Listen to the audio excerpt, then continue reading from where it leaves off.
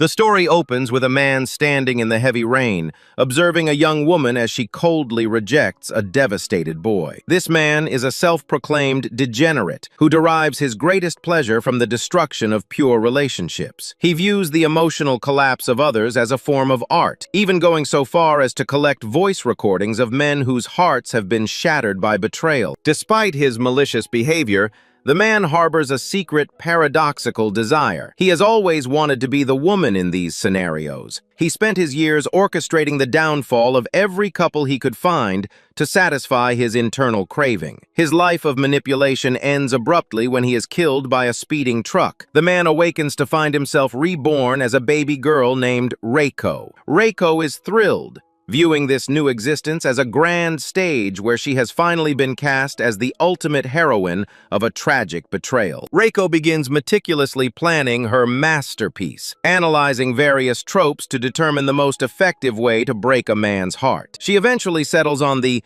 childhood friend trope, considering it the holy grail of betrayals. Her objective is to build a profound, years-long bond with a devoted boy, only to have that bond completely demolished by another man once the emotional stakes have reached their absolute peak. Reiko selects her target, a gentle, plain, and timid boy named Yuki Tachibana. She chooses him specifically for his beautiful heart and his tendency toward emotional dependency, believing his eventual screams of despair will be a divine reward. Starting in kindergarten, Reiko begins her long game, making herself Yuki's entire world, while simultaneously training herself to become the perfect girl that any man would want to steal. Years pass, and by the time they reach the 6th grade, Reiko and Yuki are inseparable. To the public, Reiko is the ideal childhood friend, constantly looking after Yuki and even earning the deep trust of his mother, who views her as a lifesaver. While Yuki is deeply in love and easily flustered by her affection, Reiko remains cold and calculating behind her smile, treating every interaction as a way to maximize his future suffering. The status quo is interrupted when Reiko finds a love letter in her locker, leading to a confrontation on the school roof with a boy who confesses his feelings. When the boy begins to insult Yuki,